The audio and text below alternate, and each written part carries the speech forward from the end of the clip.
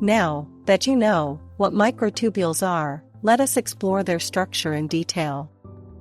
Starting off with the basic structure of microtubules. So, the microtubules, as I said, are the hollow tubules that are about 25 nanometers wide. The space inside this hollow tube is called the lumen. Microtubules consist of two types of globular proteins. One of them is called the alpha-tubulin, while the other one is referred to as the beta-tubulins. Now, two monomers, called alpha and beta-tubulin, join together to form dimers. The both proteins are linked end-to-end, so that an alpha-tubulin subunit of one dimer is linked to the beta-tubulin subunit of the next dimer, and so on. Then, what happens is that, in a process called nucleation, dimers bind together and in such a way that they form a hollow ring structure, which we refer to as the microtubule seed. You can see that the dimers are aligned in such a way that one end has the alpha-tubulin tails, while the other one has the beta-tubulin's head mostly. The alternating arrangement of these tubulins creates polarity within the microtubule. Microtubules have a distinct polarity, meaning that they have two ends with different properties and behaviors. One end is referred to as the plus end, or the growing end, the one having beta-tubulin heads, while the other end is called the minus end, the one having alpha-tubulin tails. Didn't get it? Let me explain. The plus end of a microtubule is characterized by faster growth and shrinkage dynamics compared to the minus end. It is the end where tubulin subunits are more readily added or removed, allowing the microtubule to extend or shorten. Think of it as the active end of the microtubule. On the other hand, the minus end of a microtubule grows and shrinks at a slower rate. It is considered the stable end of the microtubule and serves as the anchor point for microtubule organization and stability within the cell. Now, after the formation of microtubule seed, more dimers come together in an intriguing spiral formation that delicately stacks on the growing end of a seed structure.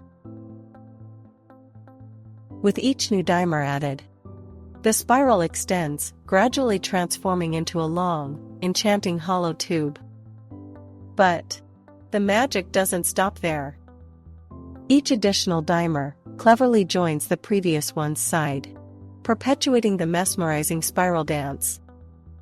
As if following a secret choreography, the beta-tubulin and alpha-tubulin elegantly align themselves in linear columns, known as protofilaments.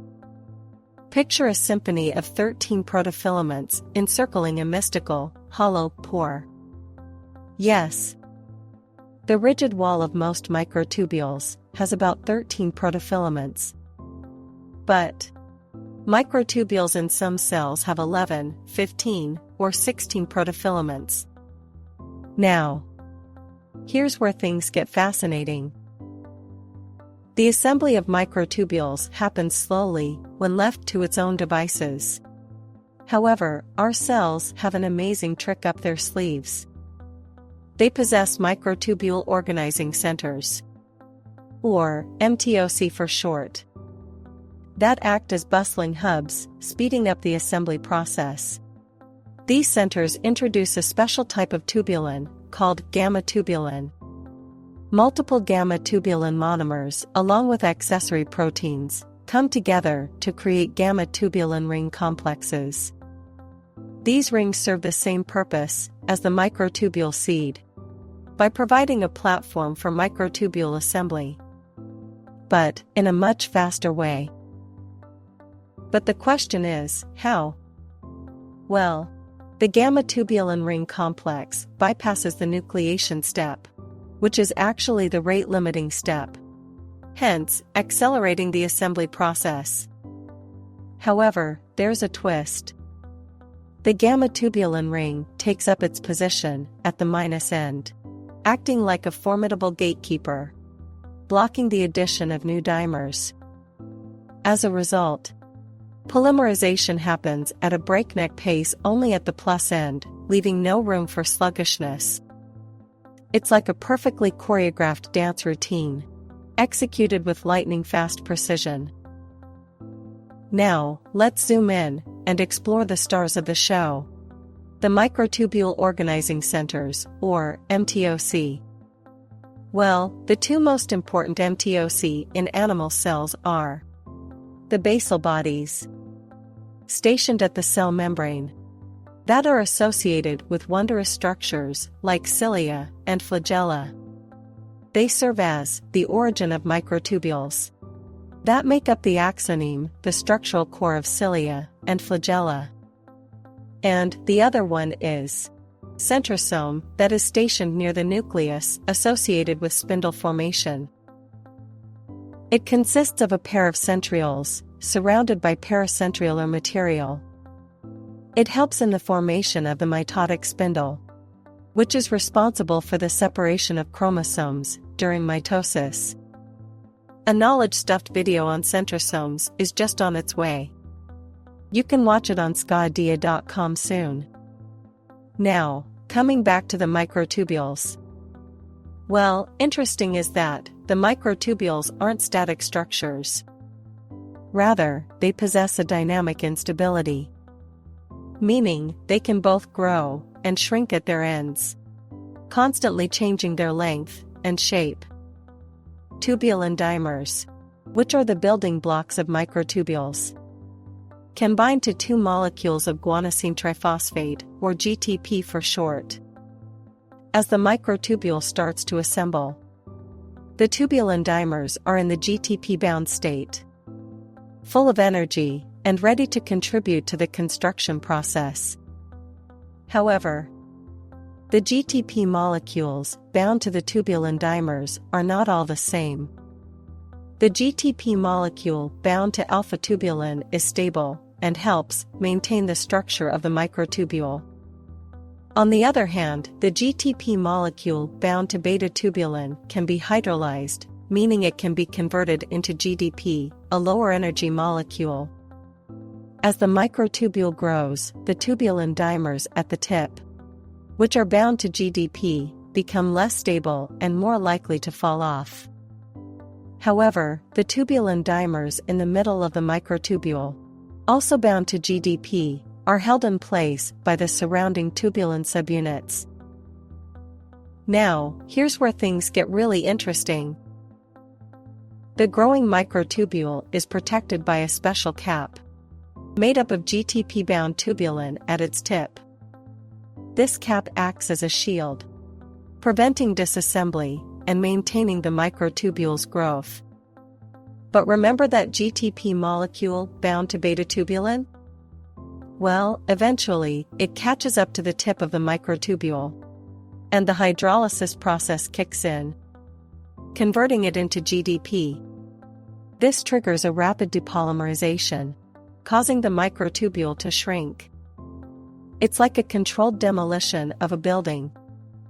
This switch, from growth to shrinking, is referred to as the catastrophe. However, the story doesn't end there. Just as the microtubule is shrinking, new tubulin dimers, loaded with GTP, come to the rescue. They start adding to the tip of the microtubule once again, forming a fresh cap that protects it from further shrinking. This process is aptly called rescue, as the microtubule is saved from its shrinking fate. So, that was about the polymerization and depolymerization of microtubules. Now, it is quite interesting to know that nearly every cell in our bodies contains microtubules, except for one remarkable type: our red blood cells, also known as RBCs, or erythrocytes. But have you ever wondered why this exception exists? Well, during the maturation process of red blood cells, known as enucleation, something extraordinary happens. The nucleus and most organelles are stripped away, giving rise to their unique biconcave shape, maximizing their ability to carry oxygen, and granting them impressive flexibility, and extending their lifespan. As a consequence, microtubules, among other organelles, bid farewell during this transformation. Now, if we talk about the microtubules' abundance, they are particularly abundant in neurons, where microtubules take on a starring role. They play a vital part in guiding the elongation of axons, those long and slender extensions that allow neurons to communicate with one another. Well, as expected from their cylindrical structure, microtubules are much stiffer and resist compression than are either actin filaments or intermediate filaments.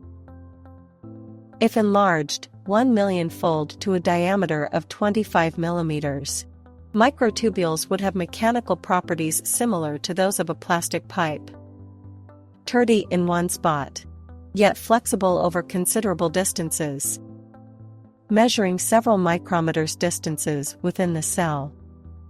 It's their unique structure, length, and polarity that make microtubules indispensable, providing both essential support to the cell's framework and serving as highways for microtubule-based motor proteins.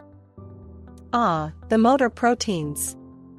These incredible molecular machines traverse along the microtubules, propelled by their interaction with tubulin. These commonly include dynein and kinesin. Their remarkable journeys are nothing short of awe-inspiring. If you're hungry for more knowledge on these fascinating motor proteins, I invite you to explore the captivating videos available on sqadia.com.